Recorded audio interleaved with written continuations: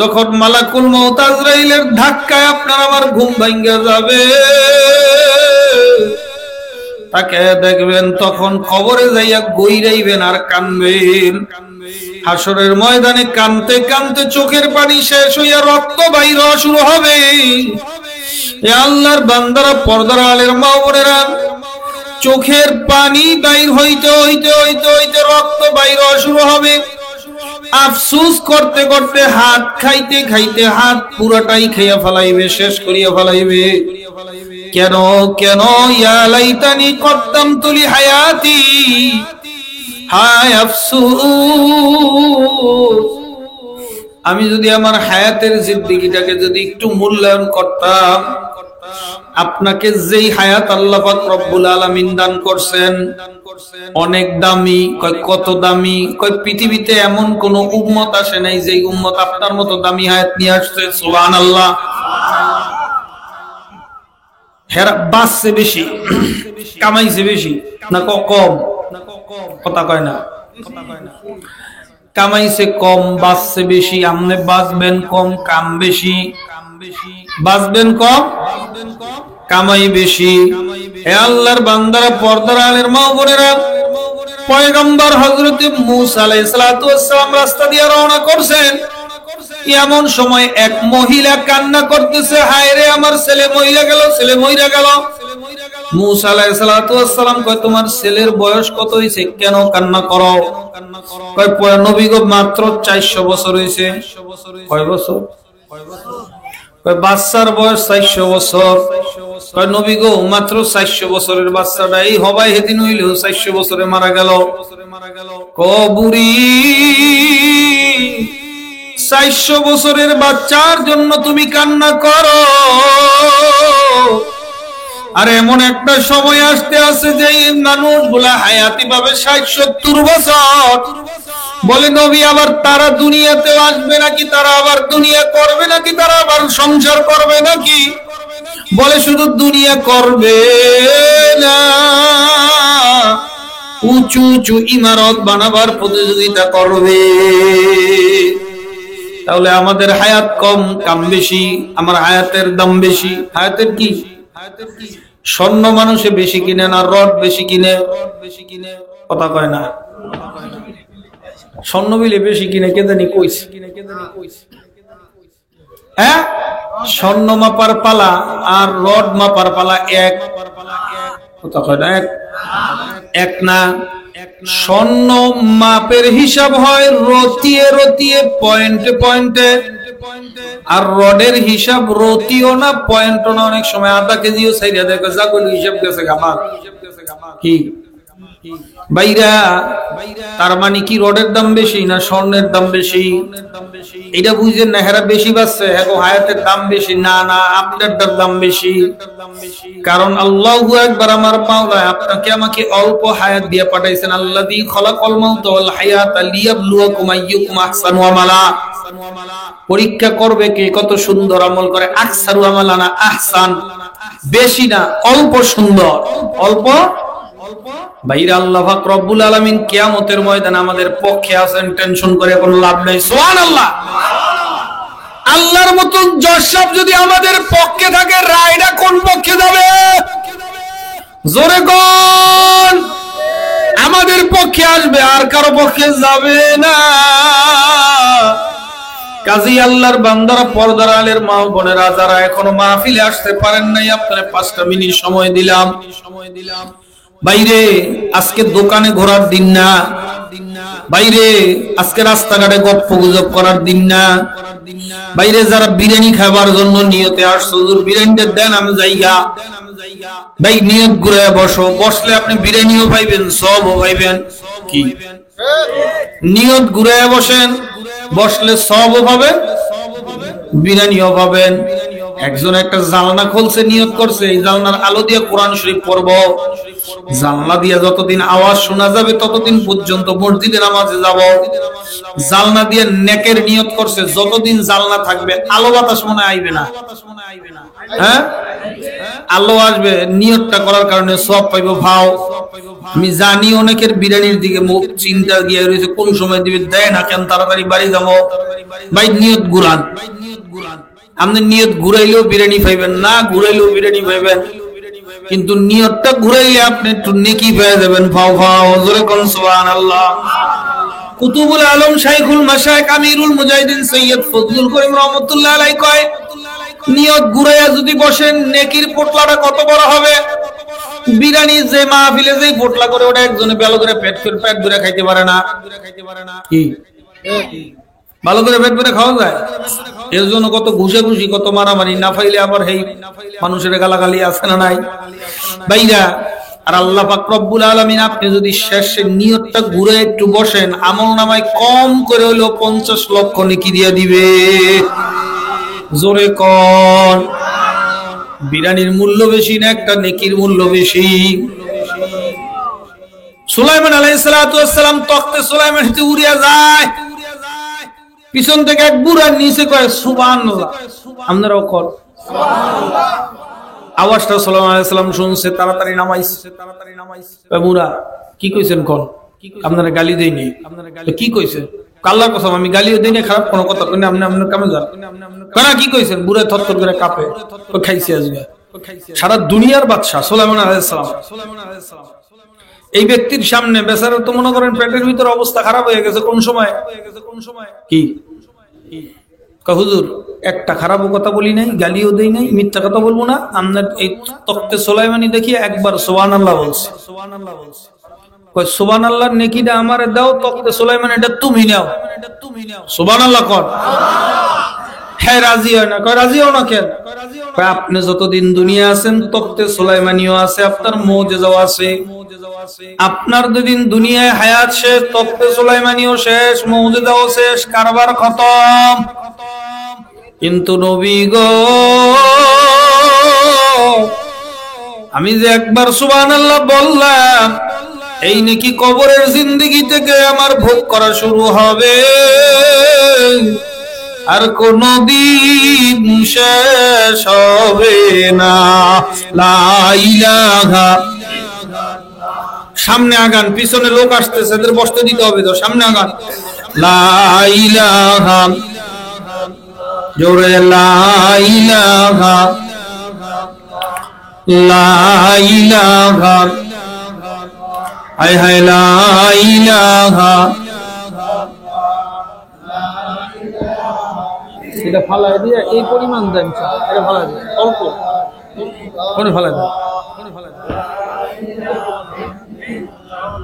বাইরা লা ইলাহা, জোরে লা ইলাহা।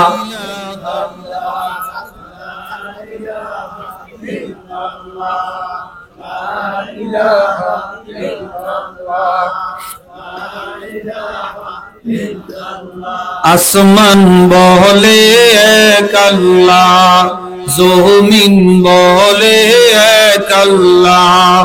আসমান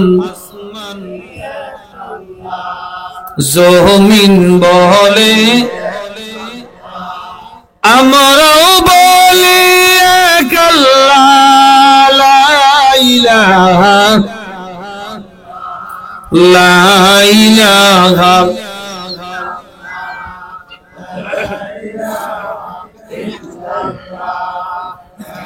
কিরকম আমনে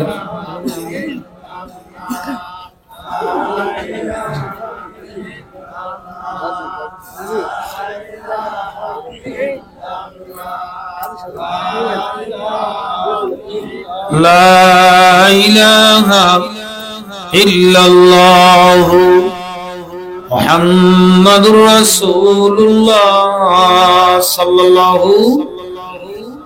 বাইরা সুলাইমান আলাইহিস সালাতু ওয়াস সালামের তখতার বিনিময়ে সুবহানাল্লাহ নেকি দিয়া রাজি হয় না নিতে। এবার নেকির মূল্য বেশি না আপনার বিরিয়ানির বোতলার মূল্য বেশি? জোরে কোন। আমি আপনাদেরকে কথা দিচ্ছি, আপনাদের একটা মিনিট সময় নষ্ট করব না, যা বলবো দরকারি কথা বলবো, ফাও গাজাগুরি গল্প কিচ্ছু শোনাবো না, শুধুমাত্র আপনাদের দরকারি যেই কথা ওই কথাটুকু বলবো। কারণ আপনাদের 1.5 ঘন্টা 2 ঘন্টার সময় আমি মাইকের সামনে বসছি, আপনারা আমার বয়ান শুনতে বসছেন, এই সময়টা আমার প্রতি আমানত। এখন এই সময়ের মধ্যে যদি আমি নাচ গান দিয়া একটু মোটামুটি হাসায় পাতায় শেষ করে দিই, এটাও আমার এখতিয়ার। আর এই সময় যদি আপনার আত্মার রোগের ঔষধ দেই, এটাও আমার এখতিয়ার। কিন্তু আত্মার রোগের ঔষধ দিলে মাওলার কাছে আমি কিছু পাবো। বর্তমানে বাজান ওয়াজ মাহফিলের স্টেজ গুলা সার্কাস আর নাচের মঞ্চের মতন হাসাহাসির মঞ্চ হইয়া গেছে। কি কথা কোন ঠিক না বেঠিক? এই ময়দান হাসাহাসির ময়দান না, বরং এই ময়দান কান্নার ময়দান। আল্লাহ পাক রব্বুল আলামিন ফরমান ফালিয়াদাকু কলিলান ওয়ালিয়াবকু কাসীরা। এ বান্দা কম হাসো বেশি কান্দো, কারণ জাহান্নামের এত কঠিন আযাব তামাম দুনিয়ার কোন মানুষের সহ্য করার মতো ক্ষমতা নাই। আমি এমন একটা বিষয় নিয়ে আলোচনা করতে আছি, যেই বিষয়টা না থাকার কারণে, পারিবারিক জীবনে না থাকার কারণে, ব্যক্তিগত জীবনে না থাকার কারণে ব্যক্তিগত জীবনে শান্তি নাই। কথা কয় না? পারিবারিক জীবনে শান্তি নাই, সামাজিক জীবনে শান্তি নাই, অর্থনৈতিক জীবনে শান্তি নাই, রাজনৈতিক জীবনে শান্তি নাই, আন্তর্জাতিক জীবনে শান্তি নাই, শুধু একটা জিনিসের অভাবে। সেই জিনিসের নাম হলো আল্লাহর ভয়। কি? কার ভয়? আল্লাহর ভয়। আজকে আমার ব্যক্তিগত জীবনে মাওলার ভয় নাই, যার কারণে আপনার আমার ব্যক্তিগত জীবন কোনো শান্তি নাই। কথা ঠিক না বেঠিক? বাইরে ছোটবেলা থেকে এই পর্যন্ত বলেন, আপনার আমার ভিতরে আল্লাহ তাআলার ভয় কতটুকু আছে? এখনই পরীক্ষা করব, কিসের নামাজি, কিসের রোজাদার, কিসের আমলওয়ালা। এখন যদি কেউকে বয়ান করা হয়, ভাইজান 10 বছরের একটা ছেলে বলে এই গর্তের মধ্যে আমি একটা জাতি সাপ ঢুকতে দেখছি, এই গর্তের মধ্যে 1 লক্ষ টাকা দিব, তুমি আঙ্গুল ঢুকাও। টাকার বিনিময় বাদশাহ কইছে, কথাটা মিথ্যা হওয়ারই সম্ভাবনা আছে। কথা ঠিক না ঠিক? টাকার বিনিময়ে 10 লাখ টাকা দিলেও সে আঙ্গুল ঢুকাইতে রাজি হবে না। কারণ কি রে বাবা? কারণ হইল এই বাচ্চার কথা মিথ্যা হওয়ার সম্ভাবনা আছে। যদি সত্য হয় তো আমার জীবন গেল, টাকা দিয়া কি হবে? কথা ঠিক না ঠিক? তার মানে হলো জাতি সাপের ভয় এবং পরিমাণ ঢুকছে। এখন যদি কেউ শুধুই আমাদের এই মুন্সিগঞ্জে এক অঞ্চলে, গ্রাম অঞ্চলে একটা ঘটনা ঘটছে। পোলাবানে দুষ্ট, কায়দার দুষ্ট পোলাবানে করছে কি, কুকুরের ওই বাঘের মতন ডোরা দিচ্ছে। বুঝেন নাই? কালি দিয়া বাঘের গায়ে যেমন ডোরা রাখে, ওরকম কুকুরের গায়ে ডোরা রাখছে। হে কুত্তা গেছে আরেক এলাকায়, আর সুবহানাল্লাহ মাইকিং হইতেছে যে এলাকায় বাঘ ঢুকছে, কেউ বাড়িতে বেরোবেন না, সাবধান। হায় হায়, কেউ বাড়তে বেরো না। বাজার মুহূর্তের মধ্যে তালামালা দিয়া যার যার মতো বাড়ি ফলাইছে। এলাকায় কি ঢুকছে? বাঘ ঢুকছে। এখন কেউ দরজাও খোলে না, জানলা খুলবে, জানলা খুলিস না, জানলা দিয়ে থাপা মারবে, এমন ভয়। এই মসজিদ ওয়ালারা মাইকিং শুনে আরেক পড়ার মসজিদ ওয়ালারা মাইকিং করছে, এলাকায় বাঘ ঢুকছে, কেউ বাড়তে বেরিও না। সকালবেলা ফজরের নামাজের আজান দিতে হুজুরে মসজিদে যাবে, তাও ডর। এলাকায় কি ঢুকছে? বাঘ ঢুকছে। হুজুরে তায়াতুল কুরসি পড়ে ফুটু দিয়ে যায়, আজান টাজান দিয়ে নামাজ পড়ছে, একলা একলা, কেউ আহে না। এলাকায় কি ঢুকছে? যখন সকাল 6টা, 6:30, 7টা বাজে, কই দেখি লাঠি সোডা লইয়া সবাই চতুর্দিকে বেরিয়েছে। আরে যাইয়া দেখে বাজারের মাথায় একটা কুত্তা বসে রয়েছে, কুত্তার গায়ে কে জানি দুষ্টামি করে বাঘের ডোরা আটকে দিয়েছে। আর এটা তো বাঘ না, এটা একটা কুত্তা। তাহলে বাজারে হাসাহাসির জন্য কথা বলি নাই, বুঝাবার জন্য কথা বলছি। মাখলুক, মাওলার একটা মাখলুক বাঘ, ওই বাঘের গায়ে আল্লাহু আকবার, ওই বাঘের মতো দেখতে ওই কুকুরটা। ওই বাঘের ভয়ে যদি মানুষের ঘর থেকে বাইরে হওয়া, বাজার ঘাট সব আরাম হয়ে যায়। কই জানলা খুলিস না, জানলা দিয়ে থাপা মারবে। এমন পরিস্থিতি যদি সৃষ্টি হইয়া যায়, তাহলে কি বাঘের চেয়েও আমার আল্লাহর ভয় আপনার আমার কম হইয়া গেল? সাপের চেয়েও আল্লাহর ভয় কম হইয়া গেল? কইতেছেন না আসলে কম হয়েছে। আল্লাহ তাআলা বলতেছেন ইয়া আইয়ুহাল্লাযীনা আমানুত্তাকুল্লাহা হাক্কা তুকাতিহি, হে ঈমানদার বিশ্বাসী বান্দা বান্দীরা আমি আল্লাহকে ভয় করো, ভয় করার মতো ভয় করো, ভয় করার মতো ভয় করো। খালি খালি ভয় করলে হবে না, নামে নামে ভয় করলে হবে না, ভয় করার মতো ভয় করো। কি কথা ঠিক না ভাইরা? ভয় করার মতো ভয় করো মানে সাপের ভয় 1,00,000 টাকা দিলে আঙ্গুল দিতে রাজি হয় না। বাঘের ভয় মাইকিং করছে, সত্য মিথ্যা কেউ দেখে নাই, কেউ শোনেও না, কেউ জানেও না। এই এলাকার মাইকিং শুনে ওই এলাকা, ওই এলাকার মাইকিং শুনে ওই এলাকা, 3 এলাকার মানুষের ঘুম হারাম। সকালবেলা থেকে সকালবেলা আপনার রেড কিচেন ইউনিটে হিয়া পড়ছে, এলাকা বাঘ মুক্ত করবে, পশু অধিদপ্তরের লোক আসছে, বন সংরক্ষণ অধিদপ্তরের লোক আসছে, কি করবে? এলাকা থেকে বাঘ মুক্ত করবে, কিন্তু বাজান আসলে বাঘ না, মনের বাঘ, মানুষের বাঘের মতো দেখছে। তাহলে আপনার আমার ভয় কি সাপের চেয়েও বাঘের চেয়েও কম হয়ে গেল? আল্লাহর বান্দারা ভালো করে বোঝো, চক্ষু যে কয়দিন খোলা আছে বাজান, আপনার আমার এই বাহাদুরি আছে, নিঃশ্বাস যতদিন আছে আপনার আমার বাহাদুরি আছে, আপনার আমার তাকব্বুরি আছে, আপনার আমার আল্লাহু আকবার কি বলে, আপনার আমার আমিত্ব আছে, হেডমগিরি আছে। হেডমগিরি জেনে দেখান কোন জায়গায় ভালো না, হেডমগিরি আছে যতদিন চক্ষু খোলা ততদিন, যতদিন ওই ততদিন আছে। কথা ঠিক না বেঠিক? ইয়া আইয়ুহাল্লাযীনা আমানুত্তাকুল্লাহ, হে ঈমানদাররা আল্লাহকে ভয় করো। কাকে ভয়? কয় হাক্কা তুকাতি, কয় যেমন ভয় করার দরকার তেমন ভয় করো, ভয় করার মতো করো। ভাইরা আল্লাহ পাক রব্বুল আলামিনের ভয় আপনার আমার ভিতরে কেমন কম হয়ে গেল? আমার মাওলার সম্পর্কে আপনার আমাদের কি ধারণা? আল্লাহু আকবার। আমার মাওলার ভয় কি আপনার আমার ভিতরে কম হয়ে গেল নাকি? আল্লাহু, একটা অফিসের মধ্যে সিসি ক্যামেরা লাগাইছে, ওই সিসি ক্যামেরার কারণে অফিসের বস কিন্তু 24 ঘন্টা সিসি ক্যামেরা দেখে না, মাঝে মাঝে দেখে। ওই মাঝে মাঝের মধ্যে কোন সময়টা তাও জানে না। এই জন্য ওই সিসি ক্যামেরা নিয়ন্ত্রিত এলাকার মধ্যে কেউ দুর্ঘটনা ঘটায় না, অন্যায় করে না। কারণ এই সিসি ক্যামেরা এরিয়ার মধ্যে যদি আইসা যায়, অন্যায় মালিকে দেখতে পারে। আল্লাহর বান্দারা আমার মাওলা আপনাকে আমাকে দেখে, এর জন্য সিসি ক্যামেরা লাগে না। আল্লাহ পাক রব্বুল আলামিন আপনাকে আমাকে এমন দেখাই দেখেন, এমন শোনাই শোনেন। এরপর আপনার আমি আমার মাওলার হুকুম মানতে চাই না, এরপর আপনার আমি আমার মাওলার পাগল হইতে চাই না। কার পাগল হইয়া কাকে নিয়ে আমার মাওলার কবরে রওনা করছ? আজকে আল্লাহর ভয় পারিবারিক জীবনে, ব্যক্তিগত জীবনে নাই। আল্লাহর ভয় ব্যক্তিগত জীবনে যদি থাকতো, আপনার আমি একটা সোনার মানুষ হয়ে যাইতাম। কথা ঠিক না ঠিক? খালি কার ভয়? আল্লাহর ভয়। কার ভয়? আল্লাহর ভয়। এক সূরায় বয়ান শুনতে গেছে, চুরি করতে গেছে, বয়ান শুনছে, শূন্য হেদায়েত হইছে। কয় ছেলেটারে মাদ্রাসায় পড়ামু, চুরি বন্ধ হবে না, ছেলে মাদ্রাসায় পড়ামু। ছেলে মাদ্রাসায় পড়ায়, পরীক্ষার ছুটিতে বন্ধ দিছে, বাড়ি গেছে ছেলে।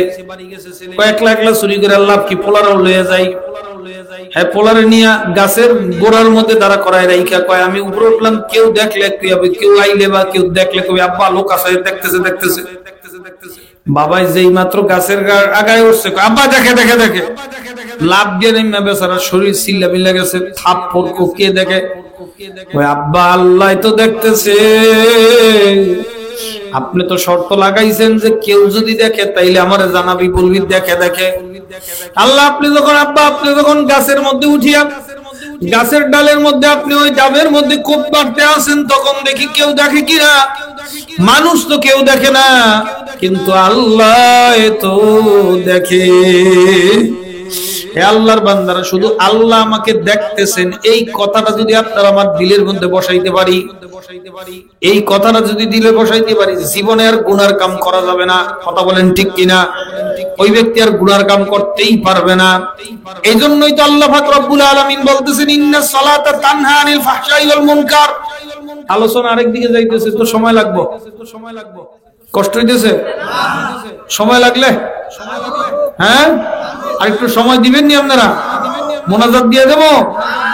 চলবে? আল্লাহ তাআলা কি জন্য দাবি করছেন ইন্নাস সালাতা তানহা আনিল ফাহশাই ওয়াল মুনকার? নিশ্চয় নামাজ মুমিনকে সকল অন্যায় কাজ থেকে ফিরায়। জোরে কোন সুবহানাল্লাহ। কেমনে ফিরায় এটা তো বুঝেন নাই, খালি শুনছেন যে ফিরায়।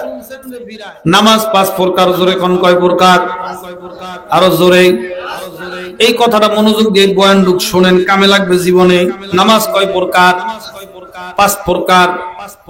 এক শ্রেণীর নামাজি আছে যেই নামাজি নামাজ পড়ে কিন্তু ঠিক মতো পড়ে না। ফজর পড়ে তো জোহর পড়ে না, জোহর পড়ে তো আসর পড়ে না, আসর পড়ে তো মাগরিব পড়ে না, মাগরিব পড়ে তো এশা পড়ে না। আছে না নাই? এই 5 প্রকার নামাজির 5 প্রকার ফলাফল। প্রথম প্রকার নামাজি যে নামাজ পড়ে তো ঠিক মতো পড়ে না, ফজর পড়ে জোহর পড়ে না, জোহর পড়ে আসর পড়ে না, আসর পড়ে মাগরিব পড়ে না। এই নামাজি যেই কয়েকটা নামাজ পড়ে নাই ওই কয়েকটার জন্য জাহান্নাম।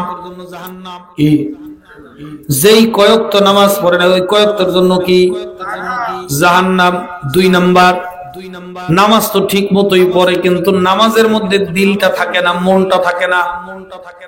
নামাজের ভিতরে দাঁড়ায় তো মনটা শয়তানে নিয়ে যায়। কি? শয়তানের স্পেশাল বাহিনী আছে, শয়তানের নরমাল বাহিনী আছে। শয়তানের নরমাল বাহিনী আমনেরে দিয়া বায়ে বায়ে ঝগড়া লাগায়, আমনেরে দিয়া গুনার কাম করায়, চুরি করায়, ডাকাতি করায়, বদমাশি করায়, রাহাজানি করায়। শয়তানের নরমাল। আর স্পেশাল ফোর্স আছে, স্পেশাল বাহিনী আছে, যেই বাহিনী মুমিন বান্দা যখন নামাজের ভিতরে দাঁড়ায় ওই শয়তানের স্পেশাল বাহিনী মনটা নামাজ থেকে নিয়ে যায়। এই হামলার শিকার আমনের আমি হইনি না করে বিলে হয় না। যেই নামাজের ভিতরে দাঁড়ায় 40 বছর আগে কি হয়েছে সব মনে পড়ে। কথা কয় না? একজন আমার কাছে আইছে, হুজুর হবাই লাইরে থুইলাম, হবাই জিনিসটা থুইলাম, ভুলে গেছি, পাই না। কেউ নেয়ও নাই কিন্তু নাই, মাত্র থুইলাম। এরকম ভুল আমাকে হয়নি। হুজুর তদবির দেন, আমি যেন আমার জিনিসটা পাইয়া যাই। দিলাম তদবির। কে কি? ভালো করে উজু করে আসে। অজু করে আসছে। আমি কি আপনার জামা কাপড় ঠিক আছে? কয় আস। পাক পবিত্র আছে? কয় আস। আমি কি এবার নামাজে দাঁড়ান? কেমনে নামাজে দাঁড়াবেন শোনেন, খেয়াল করবেন। আপনার জীবনের শেষ নামাজ সালাম ফিরাবার সাথে সাথে এই কল্লাটা আপনার আলাদা করে লাম। আমি ভয় পেন না, আপনার কল্লা আলাদা হল না, কিন্তু আপনি এটা 100% মনে ঢুকাইবেন যে আমার কল্লা নামাজের পর আলাদা হবে। হ্যাঁ, যদি কই আজরাইল পিছনে দাঁড়ায় রয়েছে, ডাইনে দো বামে দো বামে দো, একটা আমরা মনে করি না এটি কই এর কাম হইতো না, কারণ এর জিনিস হারাইছে, এর মন ওদিকে। ঠিক না? হ্যাঁ রে, হ্যাঁ ওয়াজ করলে কাম হবে? তারা কইতেছি মনে করেন আপনার কল্লা আলাদা হবে, সালাম ফিরাবেন, কল্লা আলাদা হবে। খেয়াল করে নামাজ পড়বেন 2 রাকাত। কয় রাকাত? খবরদার আপনার নামাজের ভিতরে যদি খেয়াল ছুটে যায়, আমি কিন্তু আপনি নামাজে দাঁড়াইলে আমি ধ্যানে বসবো। ধ্যানে বসলে যদি দেখি আপনার নামাজের দিকে অন্যদিকে খেয়াল ছুটে গেছে, তাইলে কিন্তু আমি আর জিনিস দেখতে পাবো না কোন জায়গায় আছে। না হুজুর আমার খেয়াল ছুটবো না, আমি ধ্যানে বসলাম, আপনি নামাজে দাঁড়ান। আমি কি ধ্যানে বসছি? ধ্যানে বসি না। হেরে কইছি আমি ধ্যানে বসছি, বসে রয়েছি ধ্যানের মতো করে। সেই লোক মাত্র 1 রাকাত পড়ে 2য় রাকাতে দাঁড়াইছে, মনে হয় রুকু যাইব, নামাজ ছাইরা দৌড়ায়। এই কাকা খারান কই পরে, আরে কাকা খারান কই পরে, ডিস্টার্ব করো না, ভুলে যাবো। দৌড়ে গিয়া ওই প্যাকেট আইনে এবার আমার সামনে আসছে। আমি কি ব্যাপার, আপনি দৌড়ে গেলেন কেন, নামাজ শেষ করলেন না কেন? জিনিস তো পাইয়া গেছি। কেন মানে? কই যেই প্রথম রাকাতে কষ্ট করে মনটা একবার নিছিল, আবার টাইনা আনছি, শেষ রাকাতে চিন্তাছি এইবার শেষ করে দিব। হঠাৎ মনে পড়ছে, আরে আমি তো আবার ওইটা ডয়ের মধ্যে ঢুকাইছি, আমার তো মনে নাই। আবার যদি ভুলে যাই কোন জায়গাটার মধ্যে রাখছি, এজন্য দৌড় মারছি, এই জিনিস পাইছি। আসলে ব্যাপারটা কি বুঝেন? ব্যাপারটা হলো সে যদি তাকবীরুল্লাহ থেকে নিয়ে শুরু করে সালাম ফিরাবার আগ পর্যন্ত 2 রাকাত নামাজটা শেষ করতে পারতো, দোজখের আগুন তার জন্য হারাম হয়ে যায়। আর তো আস্তে কর। আমরা এদিকের মানুষ কি সুবহানাল্লাহ টুবহানাল্লাহ কইতেছে না, আস্তে আস্তে কয় না, এদিকের অভ্যাস এরকম। আমি তো দোহার এই যে আলামিন বাজারে তো গত মাসে মাহফিল করলাম, এরপর ইসে মাহফিল করলাম, আপনাদের এই যে কি বলে টিকরপুর মাদ্রাসার পাশে মাহফিল করলাম, এদিকে করলাম, ওইরকম দেখিনি। আপনাদের এলাকার মানুষ বেশি কথা মতো কইতেছেন, একটু শরম টরম লাগে এরকম নাকি? তো জোরে আওয়াজ দিতে পারে? নারে তাকবীর।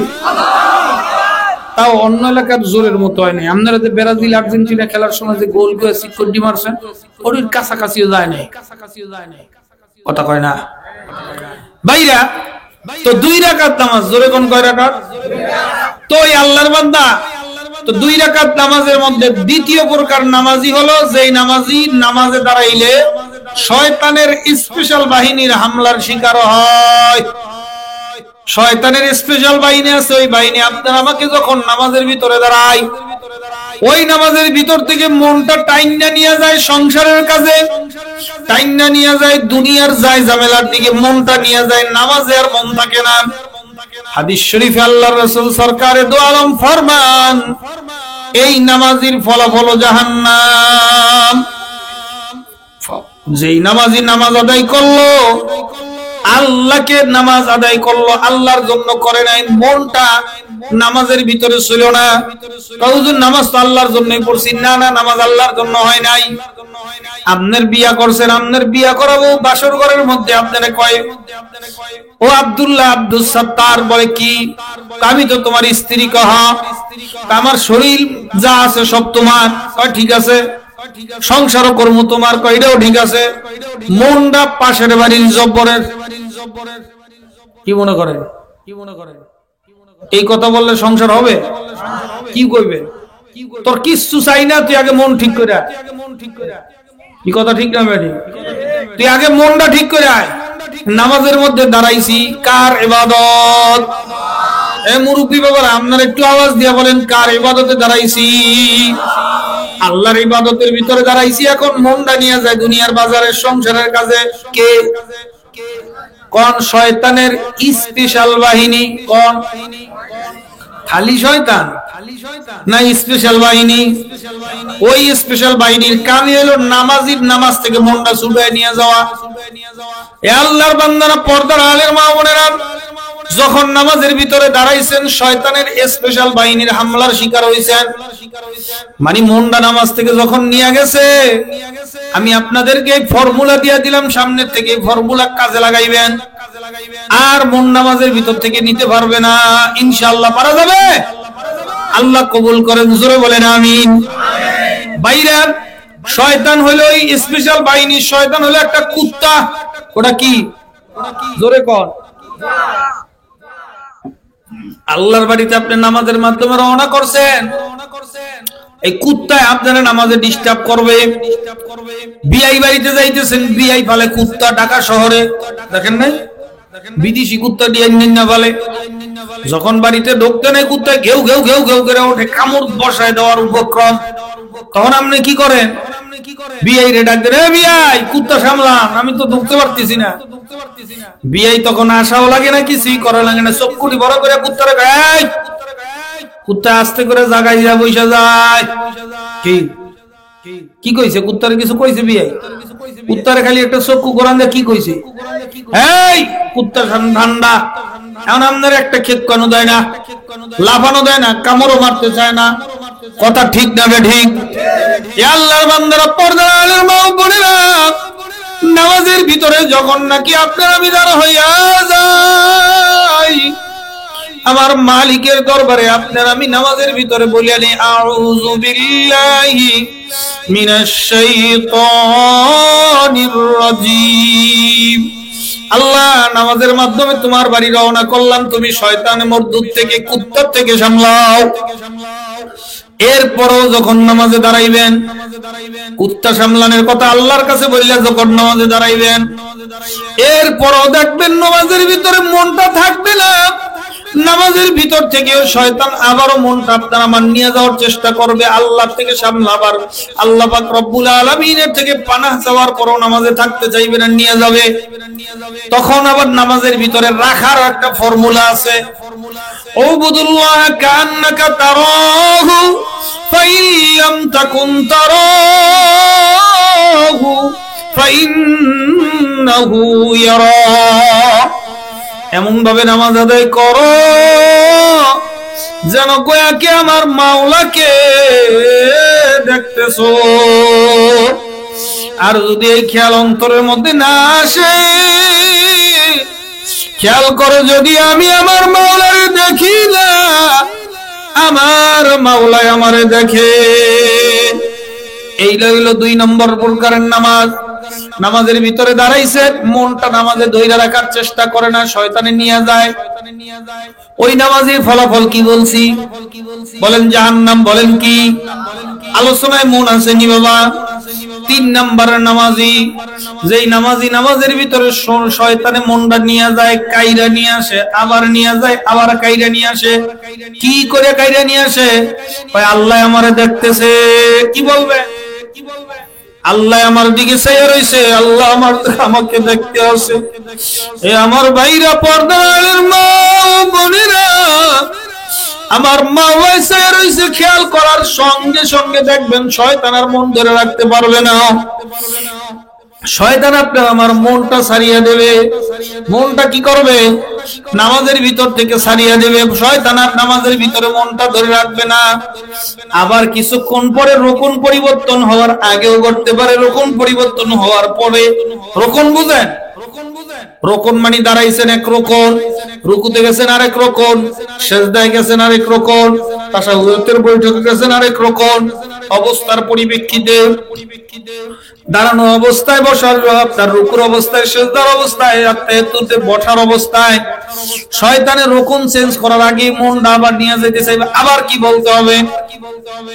কয় না কয় না কয় না কয় না গোরস্থানে ওয়াজ করি। আবার কি বলতে হবে? সবাই জোরে কইবেন। শয়তানে আবার সেজদায় গেছেন, মনটা সুবহানা রাব্বিয়াল আলা বলতে বলতে দেখবেন মন নিয়ে গেছে। তখন আবার কি বলবেন? জোরে কোন। আবার আত্মায়াতুর বৈঠকে যখন আত্মায়াতু পড়তেছেন, শয়তান আবার মনটা নিয়ে যাওয়ার চেষ্টা করে। তখন আবার কি বলতে হবে? সবাই কোন, আপনারা কোন, কে দেখতেছে? আবার যখন আবার দ্বিতীয় রাকাতে দাঁড়াইছেন, দ্বিতীয় রাকাতের মধ্যে আবার শয়তান মনটা নিয়ে গেছে। আবার কি বলতে হবে? জোরে কোন। যতবার নিয়ে যাবে ততবার কি বলবেন? এটাকে বলে কারাকারি। দোহারের ভাষায় কি কয়? আমি নিলাম, সে আবার নিল, আমি আবার নিলাম, সে আবার নিল, আমি আবার নিলাম, সে আবার নিল। এটার নাম কি? কারাকারি। এটার নাম কি? যারা শয়তানের সাথে নামাজের ভিতরে কারাকারি চালায়। আল্লাহ পাক রব্বুল আলামিন নামাজের ভিতরে শয়তানে যে মনটা নিয়ে গেছিল, ওই মাঝখানের গুনাহটুকু মাফ করে দিয়া শয়তানের থেকে মন চিনে আনার কারাকারি করার কারণে আল্লাহ তাআলা তার নামাজ কবুল করে দিবে। জোরে কোন। বাইরা, যখন শয়তান আপনার পিছনে এইভাবে লাগা থাকবে আর আপনি চেষ্টা করতে থাকবেন, আপনার চেষ্টা করতে করতে শয়তান চিন্তা করে দেখবে, আরে এই লোকের নামাজের ভিতরে মন নিয়ে যায়, আবার নামাজ থেকে নিয়ে আসে, আবার বাইরে নিয়ে যায়, আবার নামাজের মধ্যে নিয়ে আসে। আর আল্লাহ তাআলা তার গুনাহগুলো মাফ করে দিয়া তার নামাজকে কবুল করিয়া নেয়। কাজেই খামাখা এই পিছনে চিল্লায় কারা?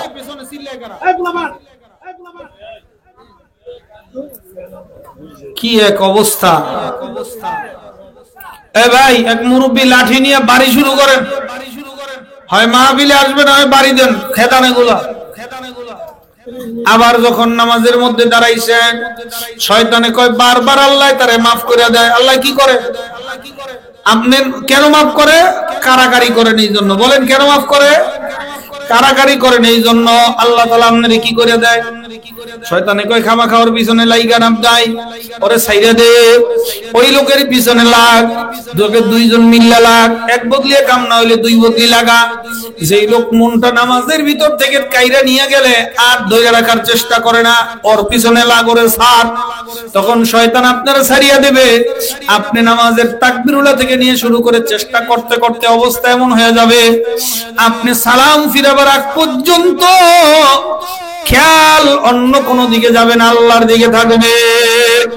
জোরে কোন সুবহানাল্লাহ। এবার আসেন নামাজ কিভাবে অন্যায় কাজ থেকে ফিরায়, ওই প্রশ্নের জবাব দেই।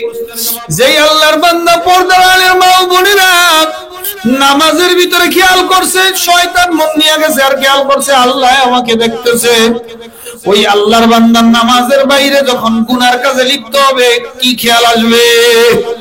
জোরে কোন। অন্যের জমিনের আতাই ঠেলতে গেলে কি খেয়াল আসবে? ওজনে কম দিতে গেলে কি খেয়াল আসবে?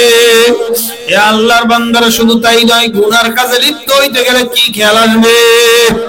জোরে বলেন কি খেয়াল আসবে? ওই লোক কি আর অন্যায় কাজ করতে পারবে? আপনার কাছে কি মনে হয় ওই লোক কি আর গুনার কাজ করতে পারবে? কেন তাকে গুনার কাজে ফিরাইলো কে? বলেন তার নামাজ। গুনার কাজকে ফিরাইলো কে? নামাজ তার নামাজিকে অন্যায় কাজ থেকে ফিরায়। কেমনে ফিরায়? এই যে এমনে ফিরায়। বুঝছেন কথা? পঞ্চম প্রকারের নামাজ, যেই নামাজ নবীদের সাথে খাস, ওই নামাজ উম্মতে পড়তে পারে না। আল্লাহর নবীদের সাথে খাস, নবীরা নামাজের ভিতরে দাঁড়াইলে আল্লাহ তাআলাকে সামনে রাইখা কথা বললে যেই রকম মজা লাগে, নবীরা নামাজের মধ্যে দাঁড়াইলে ওই রকম মজা পায়। চিৎকার মেরে বলেন সুবহানাল্লাহ। ভাইরা, এই জন্য আল্লাহর হাবিব হাদিসের মধ্যে ফরমান, আল আম্বিয়া আহইয়াউহুম ফি কুবুরিহিম, নবীরা কবরের মধ্যে জিন্দা, মরা না জিন্দা? জোরে কোন। নবীরা কবরের মধ্যে মরা না জিন্দা? কি করেন? কয় ইউসাল্লুন, নামাজ পড়েন। কি করেন? কবরের মধ্যে নবীরা কি করেন? নামাজ পড়েন। ভাইরা, মরার পরে নামাজ পড়লে সওয়াব আছে, কোন গুনাহ আছে? সওয়াব হয়? কয় সওয়াব হয় বলে। নামাজ মরার পরে পড়লে কোন সওয়াব হবে? গুনাহ হবে না পড়লে। কিন্তু নবীরা যেই কামে সওয়াব হয় না, যেই কামের মধ্যে না করলে গুনাহ হয় না, ওই কাম নবীরা নামাজের, ওই কাম কবরে বসিয়া কেন নামাজ আদায় করে? বলেন মাওলার মারিফতের মজায়। কিসের মজায়? আরো জোরে বলেন কিসের মজায়? আল্লাহ পাক রব্বুল আলামিনের মারিফতের মজায় নবীরা নামাজের ভিতরে, কবরের ভিতরে নামাজ আদায় করে। জোরে কোন সুবহানাল্লাহ। এই গেল 5 প্রকারের নামাজ। তাইলে নামাজ নামাজিকে অন্যায় কাজ থেকে ফিরায় কি ফিরায় না? খালি একটা খেয়াল, আল্লাহ আমারে দেখতেছে। কে দেখে? বাইরে আল্লাহ আমাকে দেখতেছে। এই কথাটা আপনার মোবাইলের স্ক্রিনের ভিতরে আপনি ওয়ালপেপার সেট করে রাখেন, আপনার হোম স্ক্রিনে ওয়ালপেপার সেট করে রাখেন, আপনার থিমে ওয়ালপেপার সেট করে রাখেন, আপনার মাথার মধ্যে এই কথা সরহামেশা রাখেন, আপনার মোবাইলের ব্যাক কভারের মধ্যে লেখা রাখেন আল্লাহ আমাকে দেখতেছে। আপনার ঘড়ির মধ্যে আর প্লাস এস না লেখা আপনি লেখেন আল্লাহ আমাকে দেখতেছে। আপনার হাতের মধ্যে সুন্দর করে কাপড় দিয়ে ডিজাইন করে পারলে লেখেন আল্লাহ আমাকে দেখতেছে। আপনার ঘরের চতুর কর্নারের মধ্যে লেখা রাখেন আল্লাহ আমাকে দেখতেছে। বাজার ওই আল্লাহ আমাকে দেখতেছে, এই কথার স্মরণ যখন আপনার আমার অন্তরের মধ্যে আসবে, তাম দুনিয়া একত্রিত হইলেও আপনাকে আমাকে গুনার কাম করাইতে পারবে না। পারবে? জোরে কোন পারবে? ভাইরা, দোকানে যাদের ওজন কম দেওয়ার চিন্তা ভাবনা থাকে মাথার মধ্যে, সব সময় শয়তানে ঘুরায়, এইবারই শেষ, কালকে থেকে আর ওজন কম দেব না, কিন্তু কালকে আবার দেন। আজকেই শেষ, কালকে আবার ঠিক মতো মাপ দেব, কিন্তু তার পরের দিন আবারও দেন। দোকানের সামনে বড় করে লেখা রাখেন, কে দেখে? আল্লাহ আমারে দেখতেছে। কথা বলেন ঠিক না ঠিক? আচ্ছা বলেন, আল্লাহ আমারে দেখতেছে, এই কথাটা বললেও আল্লাহ দেখে, না বললেও দেখেন? দেখে।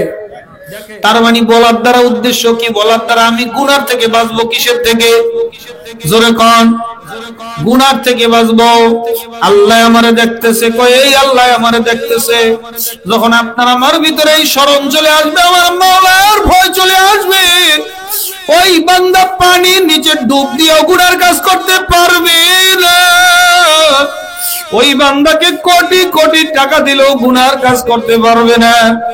এক পিসাব তার বোকা মুরিদকে ডাক দিয়ে বলে, ও মুরিদ, তুই আমার কে ও মুরিদ, মুরিদের বড় মহাব্বত করে, সমস্ত মুরিদেরা হিংসা করে, ওর মতন বলটারে পিসাব কেন মহাব্বত করে? ও তো একটা হাবা। পিসাব কয়, দাঁড়াও, তোমাদেরকে একদিন দেখাবো রে আমি কেন মহাব্বত করি। সবাই হাতে হাতে একটা করে মুরগি, একটা করে ছুরি দিয়ে দিয়েছেন। কয়, যাও যাও, এই মুরগি আর ছুরি নিয়ে যাও, মুরগিরা জবাই করে আসবা, তবে কেউ যেন না দেখে। শর্ত কি? কয়, কেউ যেন না দেখে। সবাই মুরগি জবাই করে নিয়ে আসলো, বোকা মুড়িতে মুরগি আর জবাই করতে পারলো না, নিয়ে দাঁড়ায় আছে। পিসাব জিজ্ঞাসা করে, বাবা তোমরা মুরগি জবাই করছো? বলে হ্যাঁ। অন্যরা কয়, হুজুর যারে মহাব্বত বেশি করেন দেখেন, ওই বলো দেখানো মুরগি জবাই করতে পারে না, জিন্দা মুরগিটা নিয়ে দাঁড়ায় আছে। হুজুর এরপরও কি আপনি ওরা আদর করবেন? কয়, দাঁড়াও। কয়, কি? কয়, তুমি কোথায় মুরগি জবাই করলা? কয়, হুজুর ঘরের মধ্যে ঢুইকা দরজা জানলা লাগায় করে ফেলাইছি, কেউ দেখে নাই। কয়, কি কেউ দেখে নাই? কয়, না। কয়, ঠিক আছে, তুমি এনে দাঁড়াও। এই বাবা তুমি কই জবাই করছো? কয়, হুজুর পানির নিচে একটা ডুব মারছি মুরগি নিয়ে, পানির নিচে গিয়ে আল্লাহু আকবার করে জবাই করে ফেলাইছি, কেউ দেখে নাই। কয়, কেউ দেখে নাই? কয়, না। কয়, তুমি সাইডে যাও। এ আল্লাহর বান্দা, তুমি কিভাবে মুরগি জবাই করলা? কয়, হুজুর রাতের আধারে জঙ্গলের মধ্যে যা জবাই করছি, কেউ দেখে নাই। কয়, তুমিও সাইডে দাঁড়াও। এক একজন করে উদ্দেশ্য শুনে আর সাইডে দাঁড়া করায়। এবার বলদরে এক সাইডে দাঁড়া করাইছে, বোকা মুরিদের। ও মুরিদ, তুই কি আমাকে মহব্বত করো না? তুই কেন আমার হুকুমটা মানতে পারলি না? তুই কেন মুরগি জবাই করতে পারলি না? দেখ ওরা মুরগি জবাই করে তোরে খারাপ বলতেছে। হুজুর আপনি এমন এক শর্ত লাগাইছে, আমি ঘরের মধ্যে দরজা জানলা লাগায় যখন জবাই করতে দেখি, আমি জবাই করতে যাই, আপনি শর্ত লাগাইছেন কেউ যেন না দেখে। হুজুর আমি দেখি দুনিয়ার কেউ দেখে না, আমার মাওলা আমার দিকে চাইয়া রইছে। হুজুর আমি যখন পানির নিচে যায় মুরগি জবাই করার চেষ্টা করি, আমি দেখি দুনিয়ার কেউ আমাকে দেখে না, কিন্তু পানির নিচে মুরগি জবাই করলে আমার মাওলা তো আমার দিকে চাইয়া রইছে। হুজুর আমি জঙ্গলের ভিতরে যাইয়া যখন জবাই করতে লাগলাম, হুজুর দেখি কেউ দেখে না, মাওলাই তো ছেয়ে রইছে। হুজুর আমি যেখানেই যাই কেউ দেখে না, আল্লাহ তো দেখে। হুজুর আমি মুরগি জবাই করতে পারবো না, আপনি শর্ত বাতিল করেন। আল্লাহর বান্দারা তখন সবাইকে ডাক দিয়া কয়, বুঝছো রে কেন মহব্বত করি? তোদের সাক্ষীরাই কাজ করে আমি আমার খেলাফত দিয়া দিলাম। আল্লাহর বান্দা পর্দার মা বোনেরা, আপনার আমার ভিতরে যদি আমার মাওলার ভয় ঢুকাইতে পারি, তুমি আর আমি নামের মুসলমান, বাবা কামের মুসলমান হইতে পারি না। যারা পরিমাণ যদি সাপের ভয়ের মতন একটু আল্লাহর ভয় থাকতো, কয়েকদিন আগে স্বৈরাচার শেখ হাসিনার পতনেরও কয়েক মাস আগে মানুষের মনের ভিতরে একটা সাপের ভয় ঢুকাই দিছিল। ওই সাপের নাম কি যেন নাম ছিল? হ্যাঁ, ওই রাসেল ভাইবার। এখন গেল কই? অনলাইনে দেখছি কয় দুহারে রাসেল ভাইবার ধরা পড়ছে, মাওয়ার ধরা পড়ছে। আরে ওটা কি? এটা আপনার ওটা আগে আমাদের দেশে এরা খেতে জঙ্গলে দেখা যায় চন্দ্রপুরা সাপ, কি উলুবুকরা না কি কয়, আর একটা নাম আছে। হ্যাঁ চন্দ্রপুরা না, এটা তো আগের থেকেই আছে, কোন কথা কয় না, এটা নতুন হইছে না, আরো আগের থেকে। ওর কাম বাটপারি করে, এই বাটপারি করে মানুষের দিকে মত নতরাইকা পিছনে পিছনে আকাম করে, এটা ওর কাম। কি কথা ঠিক না ঠিক ভাইরা? এই ভয়ের কারণে দেখছি মানুষের এমন অবস্থা হয়ে গেছে। হাসপাতালে যে কথা কইয়া রাখছে, আমি ভ্যাকসিনের জন্য আসলে আপনারা তাড়াতাড়ি আমার ভ্যাকসিন দিয়ে, কারণ যেই হারে সাপ বাড়ছে আমি জানি কোন সময় যায়। এই সাপের ভয়টা যেই পরিমাণ ঢুকছে মানুষের ভিতরে, ওই পরিমাণ যদি আল্লাহর ভয় ঢুকতো, বলেন ফজরের নামাজ কোন মুসলমান কাজা করতে পারতো? বলেন কোন মুসলমান জোহরের নামাজ কাজা করতে পারতো? যেই পরিমাণ বাঘের ভয় ঢুকছে, আমার মাওলাই কি মনে করেন বাঘের চেয়েও ছোট? কথা কয় না। আল্লাহ তাআলা আল্লাহু আকবার। আমার মাওলা কি সাপের চেয়েও ছোট? নাউজুবিল্লাহ। কি মনে করেনটা কি বাবা? বুড়ার কাম করতে আছেন তো দেদারসে করতেছেন, গান বাজনা শুনতেছেন তো দেদারসে শুনতেছেন, নামাজ কাজা করতেছেন তো দেদারসে করতেছেন। মোল্লা মৌলবীদের কথা শুনার কি লাভ? কত ধরনের টিটকারি টিপ্পনি কাটেন, আমরা কিন্তু ভালো করিয়া জানি। এ আল্লাহর বান্দা, পর্দার আড়ালের মা ও বোনেরা, মাওলার ভয় কি একটা বাঘের চেয়েও একটা সাপের চেয়েও কম হয়ে গেল? ইন্না বাতশা রাব্বিকা লাশাদীদ। আমার মাওলার ধরা বড় কঠিন, ধরা শক্ত ধরা। ভাইরা, আমাদের দেশে বাজ পাখিও মাছ শিকার করে, সিলেও মাছ শিকার করে, কথা ঠিক না ঠিক? তবে বাজ পাখি সিলে যখন মাছ শিকার করে 95%টা ফেল হয়, 5টা সাকসেস হয়। সিলে মাছ দেখলেই থাবা মারে, কিন্তু বাজ পাখি মাছ সহজে দেখলেই থাবা মারে না। ওরা দেখে দেখে দেখে দেখে দেখতেই থাকে দেখতেই থাকে, ওর পিছনে ঘুরে না, এক জায়গায় বৈশা খালি মাছ দেখতে থাকে দেখতে থাকে। যখন ওর রেঞ্জের ভিতরে আসে,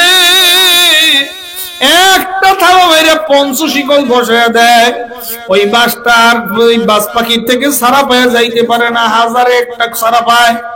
বাইরে আল্লাহ তাআলা বলতেছেন, ইন্না বাতশা রাব্বিকা লাশাদীদ। আমি মাওলার ধরা হইল কঠিন ধরা, শক্ত ধরা। আমি ধরি না, ধরলে ছাড়ি না। ওরে বান্দা, আমি মাওলায় তোরে সুযোগ দিতে আসি রে বান্দা।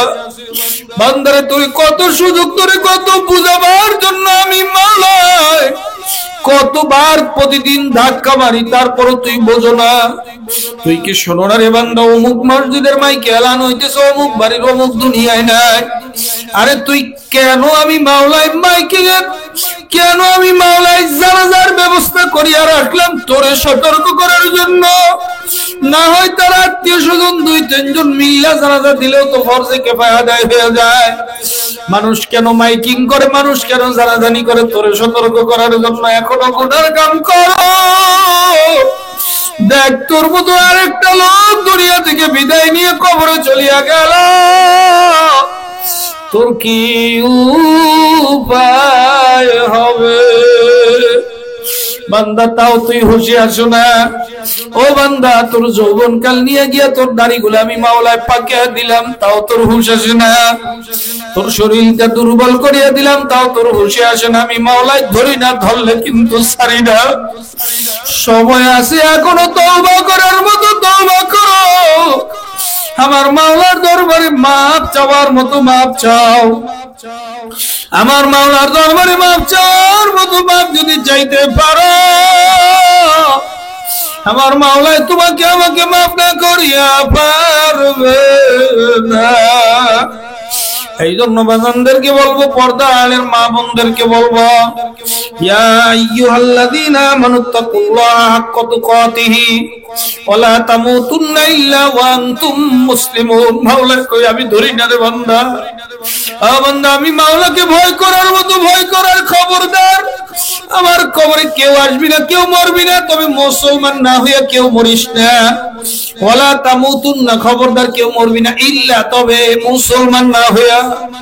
আমার কবরে কে নেতার কে সাকরেত কোনো পরিচয় চলবে না। আমার কবর কিন আল্লাহু আকবার, মুসলমান না হইয়া কেউ আমার কবরের মধ্যে আসিও না। হে আল্লাহর বান্দারা, কে কবে মরবেন আপনি ভালো জানেন, আমার কাছে আপনার হিসাব নাই।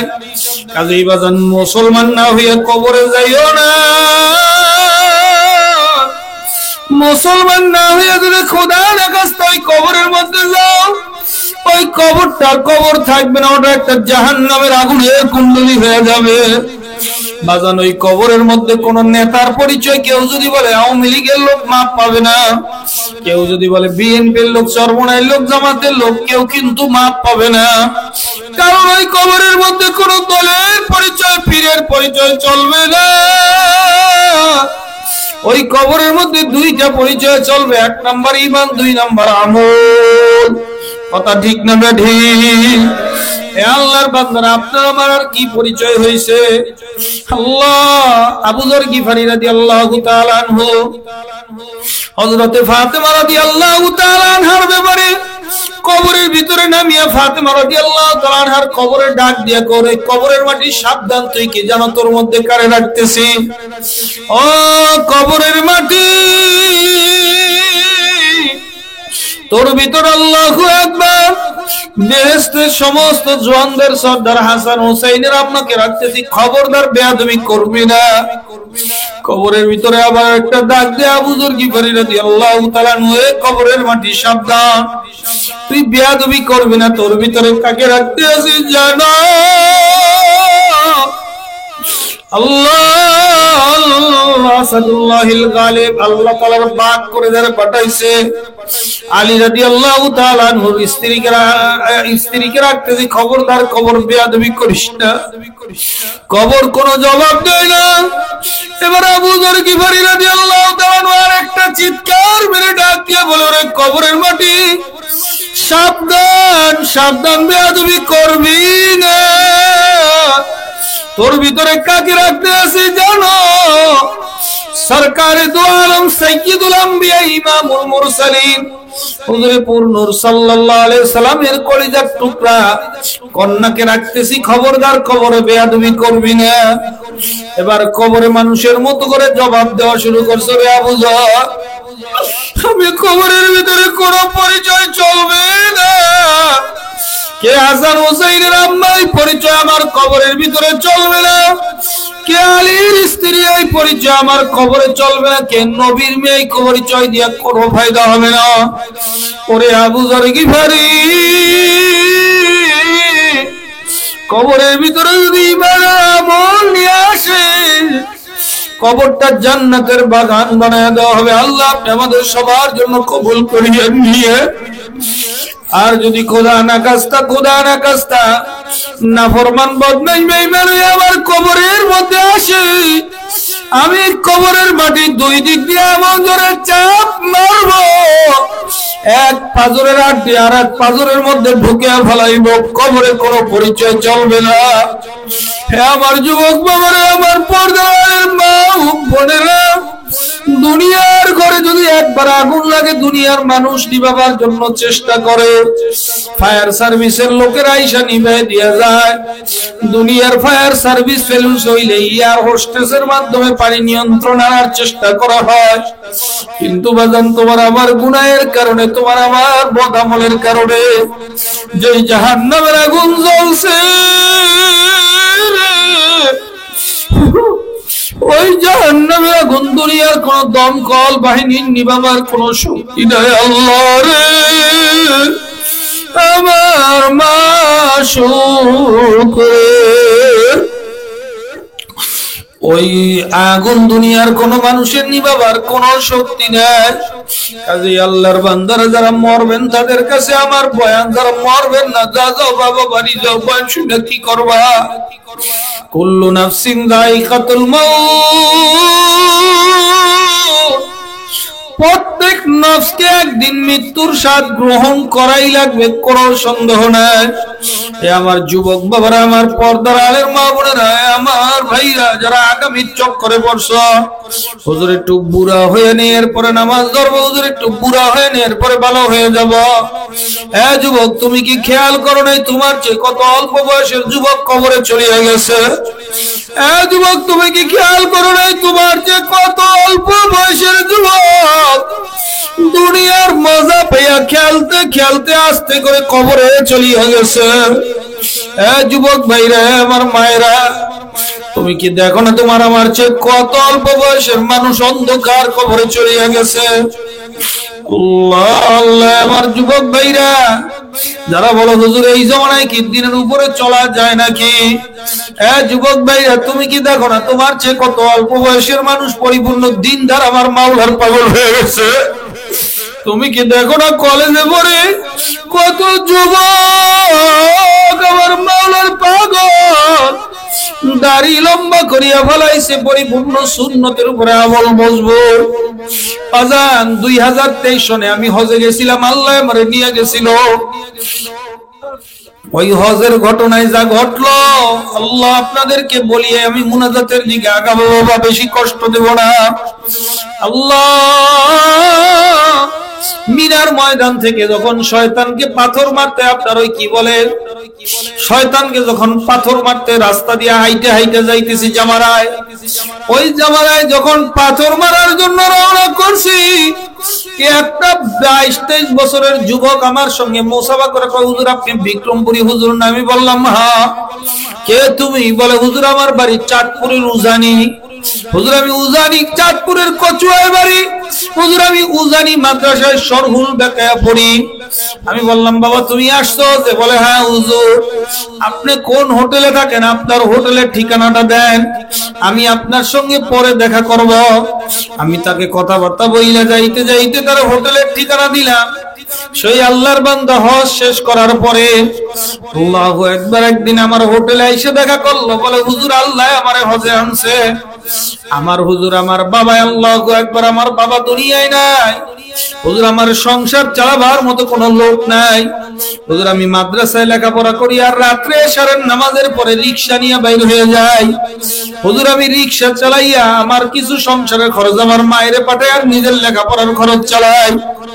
তবে হুজুর আসল ঘটনা ঘটছে আরো 3-4 বছর আগে, নাহুমিরের বছর। আমি বললাম বাবা আসল কি ঘটনা ঘটছে?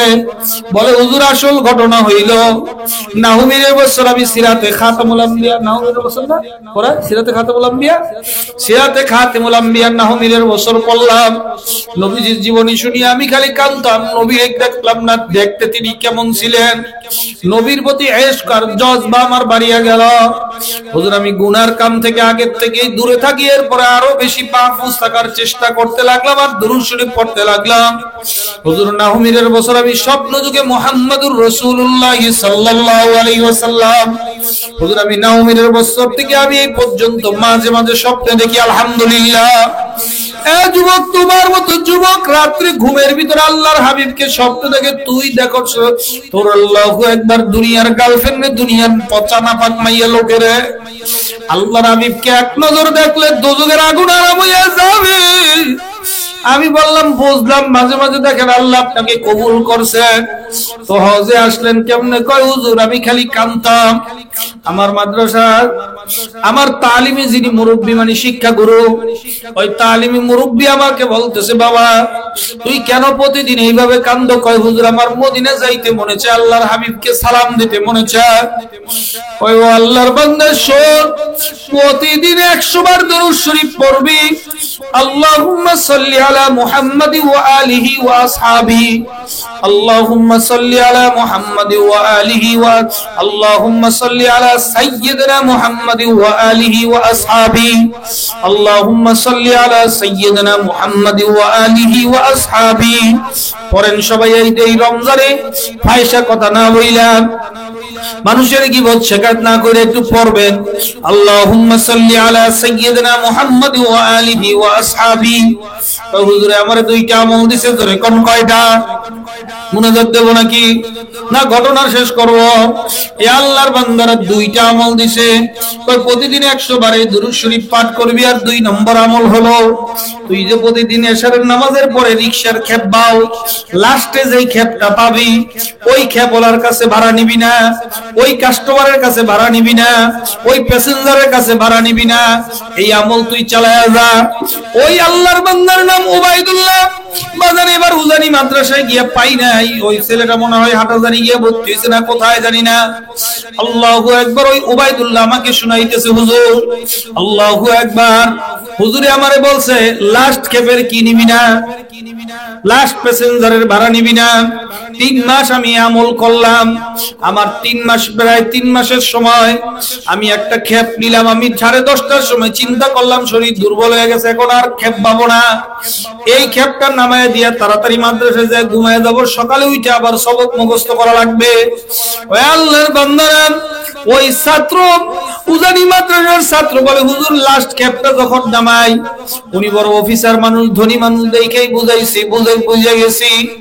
আমি তারে বললাম ভাড়া লাগবে না, সে আমারে টাকা দেয় 50 টাকা ভাড়া, 100 টাকা দেয়। আমি বললাম ভাড়া লাগবে না, কয় ভাড়া কি কম হয়ে গেছে? কয় না ভাড়া লাগবে না। আবার দিছে আরো 100, কয় না ভাড়া লাগবে না।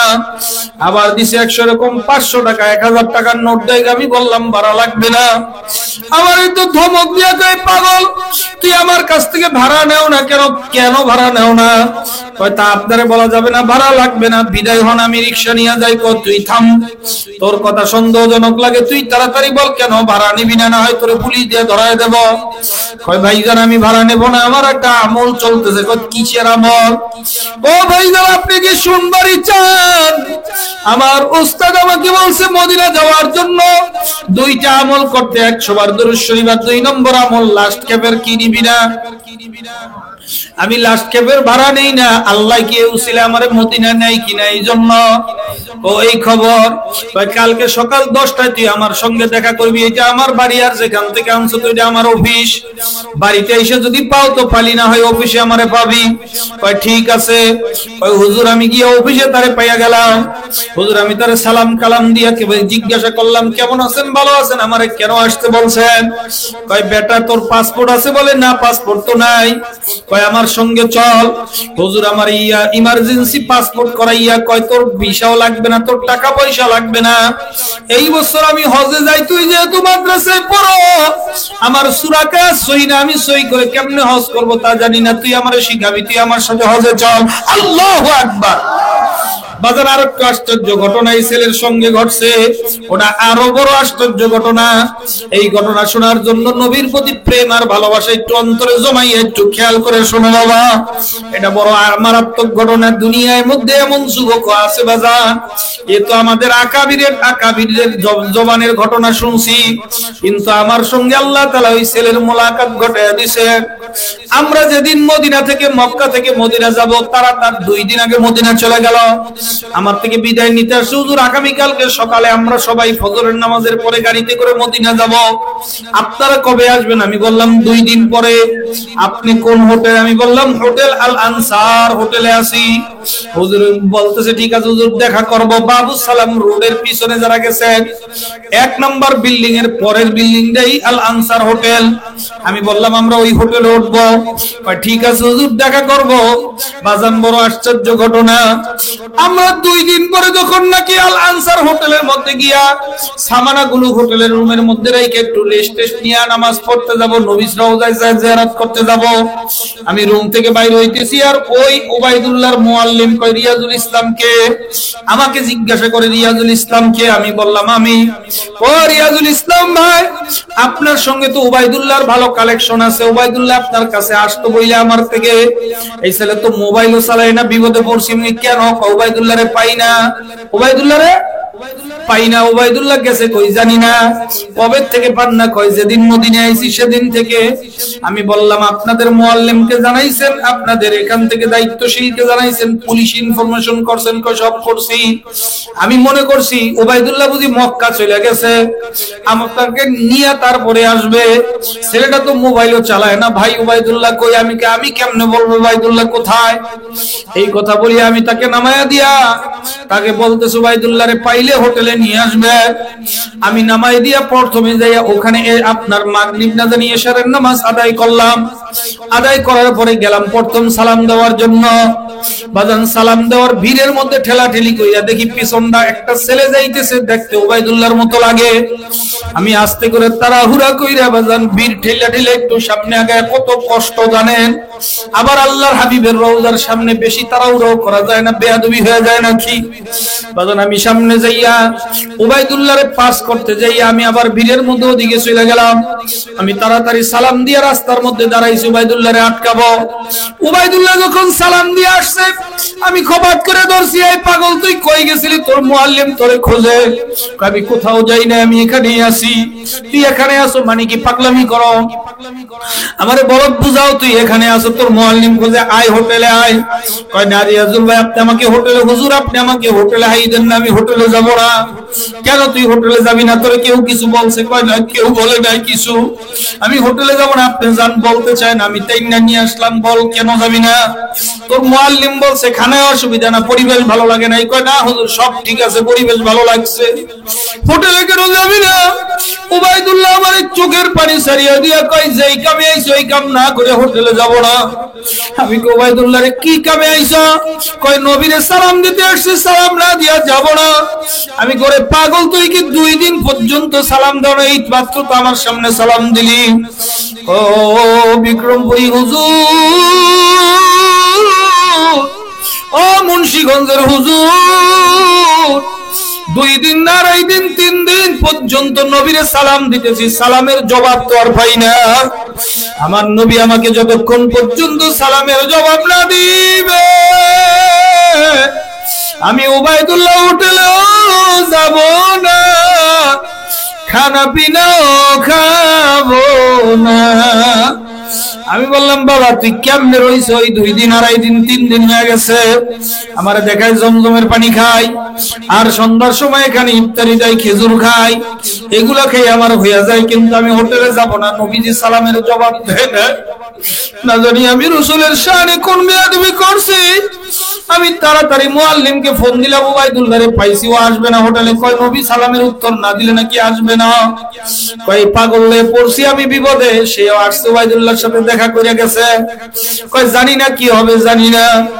বাজান উবাইদুল্লাহ আমার নাম্বারটা লেখা রাখছে। উবাইদুল্লাহ কয় রিয়াজুল ভাই আপনার মোবাইল নাম্বার আমার কাছে আছে, আমি আপনার দরকারে ফোন দেব না। আমি বললাম ঠিক আছে যা। বাজার আমি হোটেলে যাই, এশারের নামাজের আপনার খানা দানা খাইয়া হোটেলে ঘুমাইছি। রাত 2:30 বাজে আমার মোবাইলে অপরিচিত নাম্বার থেকে 19টা কল ঢুকছে।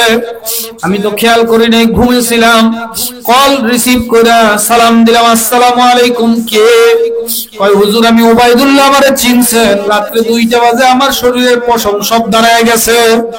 আমি বললাম কি রে উবাইদুল্লাহ তুই ফোন পালি কই, কোত্থেকে ফোন দিলি? কয় এক আল্লাহর বান্দারে পাইছি, তার মোবাইল দিয়ে ফোন দিছে। আমি বললাম কি হইছে? কয় আমার আইসা নিয়ে যা, আমি হোটেলে যাব। আমি বললাম কি রে উবাইদুল্লাহ ঘটনা কি? কয় আসেন, আসলেই বলবো ঘটনা কি। আমি তাড়াহুড়া কইরা হোটেল থেকে ওযু করে একটা দৌড় মারলাম। মাইরা 9 নম্বর গেটের সামনে গিয়া উবাইদুল্লাহ দাঁড়ায় দাঁড়ায় কান্দে। আমি কই কি রে উবাইদুল্লাহ কান্দো কেন? তুই হোটেলে কেন যাইতে চাও? আয় তাহলে হোটেলে চল। কয় হুজুর শুনেন ঘটনা কি। শুনবেন না? আপনারা শুনতে চাইলেন। আমি বললাম কি বল। আমারে দেখায় হুজুর এই জায়গার মধ্যে আমি ক্লান্ত হইয়া, খানাও নাই কিছুই নাই, ক্লান্ত হইয়া আমি এখানে শুইছি রেস্ট নেওয়ার জন্য। ঘুম চলে আসছে। ঘুমের মধ্যে দেখি আল্লাহর হাবিব আমার সামনে দাঁড়ায়। আল্লাহু আকবার। আল্লাহর হাবিব আমার সামনে দাঁড়ায় আছেন। পাশের একজন বলতে আছে ইয়া রাসূলুল্লাহ উবাইদুল্লাহ তো আপনার মুহাব্বতে না খেয়ে মারা যাবে। ইয়া রাসূলুল্লাহ আপনি কেন উবাইদুল্লাহর সালামের জবাব দেন না? আল্লাহর হাবিব বলতেছে তুমি উবাইদুল্লাহরে জানিয়ে দাও তার সালাম আমার কাছে এত ভালো লাগতেছিল, আমি যদি তার সালামের জবাব দিতাম সে তো আর দ্বিতীয়বার আমারে সালাম দিত না। এজন্য আমি চাইছিলাম উবাইদুল্লাহ আমাকে বেশি বেশি করে সালাম দেন।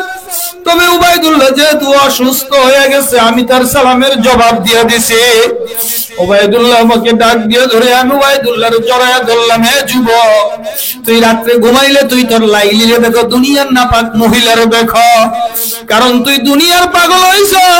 কোন মহিলার পাগল হইছ? স্বার্থের কারণে। এই মহিলায় তোর গলার মধ্যে ছুরি দিতে দেরি করবে না। মা বাবার কইজা আঘাত দিয়ে মেয়ের পিছনে দৌড়াও, লেখাপড়া বাদ দিয়া মোবাইলে চ্যাটিং করো। খোদার কসম করে বলে ফিরে যাই একটা স্বার্থের আঘাত করবি। দেখো না বরগুনায় মিন্নি কত সুন্দর একটা দুশ্চরিত্র মাইয়া, চেহারা কত সুন্দর। একটা পুরুষের একটা মহিলার চক্রান্তের কারণে 2টা যুবকের তাজা লাশ পড়িয়া গেল। হে আল্লাহর বান্দা তোরা কি দেখো না কত প্রেমিক প্রেমিকা প্রেমিকার প্রেমের ফেদে প্রেমিকরে ফালাইয়া নিয়া সর্বস্ব লুট করিয়া পিটাইয়া লাশ ফালাইয়া, তো অভাব নাই। যেই মেয়ের পিছনে পাগল হইয়া বাবার কইজায় আঘাত দিয়া বিয়া করলি ওই মেয়েকে ঠিক মতো যদি তুই ভরণ পোষণ দেওয়ার পরেও ওই মেয়েকে তুই যদি একটু 19-20 ওই মেয়ে তোর নামে থানায় ডায়েরি করতে দেরি করবে না। বাজান আসলে এই দুনিয়ার মানুষের কিছু দিয়েই বাবা তুমি কেউ খুশি করতে পারবা না। 10 টাকার জিনিস দিবা ও 50 টাকার সাথে কম্পেয়ার করবে, 50 টাকার জিনিস দিবা ও 5000 টাকার সাথে কম্পেয়ার করবে, 5000 টাকার জিনিস দিবা ও 1 লক্ষর সাথে কম্পেয়ার করবে। তুমি যতই দাও তার মন ভরবে না। আর আমার মাওলার গুনার বোঝা মাথায় নিয়ে একবার আল্লাহ কইয়া ডাক দিবা। দুনিয়ার কোন আল্লাহওয়ালার ডাকের সাথে মাওলায় তোমার ডাককে কম্পেয়ার করবে না। আমার মাওলার সঙ্গে সঙ্গে লাব্বাইক বান্দা আমি তো তোর সাথে আছি, তুই কত গুনাহ করছো বান্দা আমি তোরে মাফ করিয়া দিলাম। আল্লাহকে সন্তুষ্ট করার জন্য তুমি 1 টাকা দিবে, আল্লাহ খুশি হয়ে যাবে। দুনিয়ার মানুষের 20,000 টাকা দিয়ে খুশি করতে পারবা না। আল্লাহর জন্য 5 টাকা দিবে, আল্লাহ খুশি হয়ে যাবে। আল্লাহর জন্য 1-2 রাকাত নামাজ পড়বা, আল্লাহ খুশি হয়ে যাবে। আল্লাহকে খুশি করা সহজ, কথা বলেন ঠিক কিনা? দুনিয়া কামাই করা কঠিন, বোঝা সহজ। দুনিয়া কামাই করা কি কঠিন, বোঝা কিন্তু সহজ। আখিরাত বোঝা কঠিন, কামাই করা সহজ। কথা বোঝেন নাই কথা? আখিরাত কামাই করা সহজ, বোঝা কঠিন।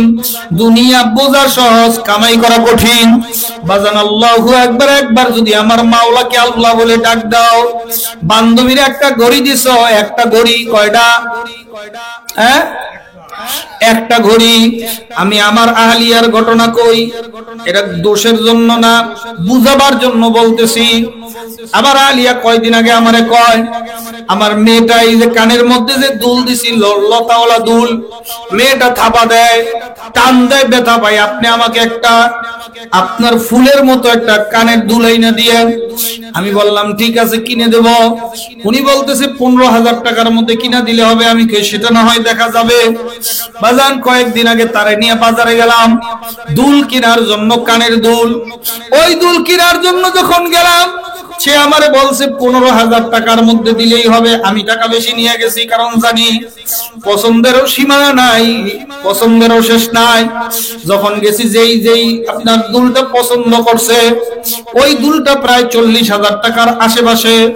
আর যেই দুলটা আমার পছন্দ হয়েছে ওটা 32,000 টাকা।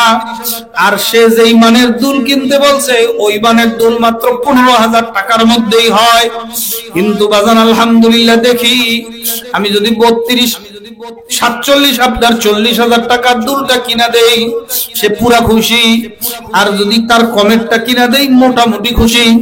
আর যদি 15,000 টাকারটা কিনা দেই, বেজার।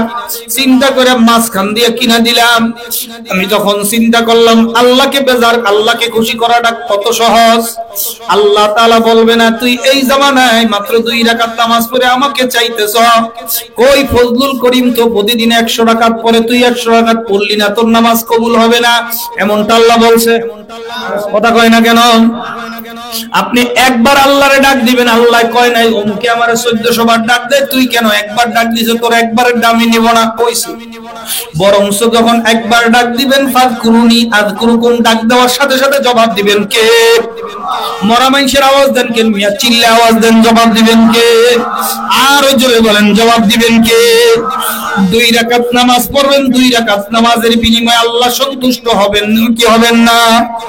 2 টাকার একটা আল্লাহু আকবার প্রোডাক্ট কিনা দিলে গার্লফ্রেন্ড খুশি হবে না বেজার হবে? হ্যাঁ, তোর ফকির আইছে করতে না। কথা কোন ঠিক না ঠিক? ভাইরা খালি কথা, ঘটনা মনে করে তো ঘটনা আরেকটা মনে পড়ছে, কইতাম নি বাবা। এ আল্লাহর বান্দারা, মুন্সিগঞ্জের শহরে একটা পার্ক আছে, নাম তার ডিসি পার্ক। যারা মুন্সিগঞ্জ শহরে গেছেন তারা দেখছেন। শহরে কেউ গেছেন? এখানে আছেন? হ্যাঁ, ওই ডিসি পার্ক দেখছেন? ওই ডিসি পার্কের পাশ দিয়ে আমি ফজরের নামাজের পরে হাঁটতেছি, না জানি বিকালে, সম্ভবত বিকালে হাঁটতেছি। এই এক সেরিরে থাপ ঠাস ঠাস করে থামো, ও এক সেরারের জুতা দিয়ে ঠাস ঠাস করে বাড়ি। আমি কি মনে হয় ইফটিজিং করছে, যাইয়া গিয়া থামাই। আমি গেছি, আপা কি হয়েছে রে মাইরনকে? Personal matter, you get out. আমার কি কয়, this is my personal matter, you get out. আমার কয় তুমি এন্তনে যাও, এটা আমাকে পার্সোনাল ব্যাপার। আমি কি ব্যাপারটা কি, আমি গিয়ে যাইও নাই, সাইডে দাঁড়াই রইছি। স্যারেরা যে জুতা দিয়া মারতেছে তো মারতেই আছে। স্যারাই কয় ভুল হইছে আমার, ভুল হইছে আমার। এরপরে ওই আপনার কি বলে একটা বাক্স, মোবাইলের বাক্স ঢেলা দিয়া ফালাইছে, ওই মোবাইলটা নিয়ে হাতে নিছে, কয় ভুল হইছে আমার, ভুল হইছে। এবার যখন স্যারাই বাইরে হইছে, আমি কই বাজান তুই আমার সাথে কথা বলবি নাকি পার্সোনাল ম্যাটার? কয় না হুজুর আপনি বলেন, আপনার থাকাতে একটু কম মারছে, নাইলে একটু বেশি দিত। বুঝেন নাই? স্যারে আমারে কয় হুজুর আমনে থাকাতে আমার একটু কম মারছে, নাইলে একটু বেশি দিতাম। কি হয়েছে? কয় ওরা দুইজন যমজ বোন। কি বোন? কি বোন? ও ছোট আর ওরা একটা আছে বড়, ওর নাম টিয়া আর বড়টার নাম ময়না। বুঝছেন কথা? ওর নাম কি, বড়টার নাম? আমি বললাম তো কি হয়েছে? কয় ময়নার সাথে আমার এক খালাতো ভাই লাইন করে, আমি টিয়ার সাথে লাইন করি। এমনি ভালো হয়েছে তো খারাপ কি? বিয়া করো না কেন? বিয়া করে লাও, তাইলে তো হালাল হয়ে যায়। কয় হুজুর ঘটনা এটা না, ময়নার সাথে যে লাইন করে সে ময়নারে গত কয়েকদিন আগে আইফোন গিফট করছে। কি আমি কই তুমি কি আনছো? আর তুমি তাইলে তোমার মারলো কেন বুঝলাম না। হুজুর আমার কষ্টের টাকা দিয়া 25,000 টাকা দিয়া সবচেয়ে ভালো একটা মোবাইল, সুন্দর একটা মোবাইল নিয়ে আসছি, প্রসেসরও ভালো, ক্যামেরাও ভালো, সব ভালো। হুজুর এটা নিয়ে আসছি, আইফোন আনলাম নাকি তাতে জুতাটা বাড়ি শুরু হয়েছে। ফকিরের ঘরের ফকির তুই আইসা আমার লোকে ফ্রেম করতে, তুই আমার স্ট্যাটাস জানো, তুই কি আমার কোয়ালিটি জানো, তুই এটা কি নিয়ে আসছ? এই জন্য হুজুর আমার এতটি জুতা বাড়ি দিলাম। আমি তুই কত বড় কাপুরুষ, শরীর জুতার বাড়ি খালি কথা কয় না। কয় নম্বর কাপুরুষ তুই? সেমব্রির জুতার বাড়ি খাবি, জুতার বাড়ি মারবে তো দূরের কথা, চক্ষু কোরআন দেওয়ার সাহস আছে নাকি? এ আল্লাহর বান্দারা, পর্দার মা বোনেরা, এই মেয়ে লোককে খুশি করার জন্য আইফোন ছাড়া ওই বাজারে সবচেয়ে দামি ফোন ছাড়া ওর মন জোগাই করতে পারবা না। কিন্তু এই বাজারে ফজলুল করিম রহমতুল্লাহ আলাইহি নাই তো কি হয়েছে? জমিনে আব্দুল কাদের জিলানী নাই তো কি হয়েছে? তার মতো তার মস্তদে ওলিরা আছে না নাই? কথা কয় না কেন? ওই মাপের নামাজ পড়নেওয়ালারা আছে না নাই? আল্লাহ তাআলা বলেন নাই বান্দা তুই ওই মাপের নামাজ না পড়লে তোর জুতাটা দেব দাঁতের উপরে থাকতি, আব্দুল কাদের জিলানীর মতো নামাজ দিয়ে আয়? কইছে? কথা কয় না কেন? এই তুই খবরদার, তোর মোর দূর আব্দুল কাদের জিলানী মিলানি বাদ। ইমাম সাহেব কই আছে? এই যে ইমাম সাহেব একজন, ওই যে ইমাম সাহেব আরেকজন। এই ইমাম সাহেবের মতো নামাজ নিয়ে আয়, নাইলে তোর নামাজ কবুল হবে না। কইছে আল্লাহ কোনদিন? হ্যাঁ, এই রিয়াজুল ইসলামের মতন নিয়ে আয় কইছে। আল্লাহ তাআলা বলছে বান্দা তুই যেমনে পারো আমারে ডাক দে, উদুনি আস্তাজিব লাকুম। আমি আল্লাহ পাক রব্বুল আলামিন সঙ্গে সঙ্গে তোর ডাকে জবাব দিয়ে দেব। জোরে কোন সুবহানাল্লাহ। তুই আমার কাছে মাফ চা, তুই আমার কাছে মাফ চা। ইবুকু ইবুকু ফাইল্লাম তাবকু ফাতাবাকু। তুই আমার কাছে মাফ চা, কান্না কর, কান্না না করলে কান্নার ভান ধর, অভিনয় কর। সুবহানাল্লাহ বাইজে কই। সর্বশেষ ইসলামিক ভিডিও সবার আগে পেতে আল হাদি মিডিয়া সাবস্ক্রাইব করে পাশে থাকা বেল আইকনটি ক্লিক করুন। ধন্যবাদ।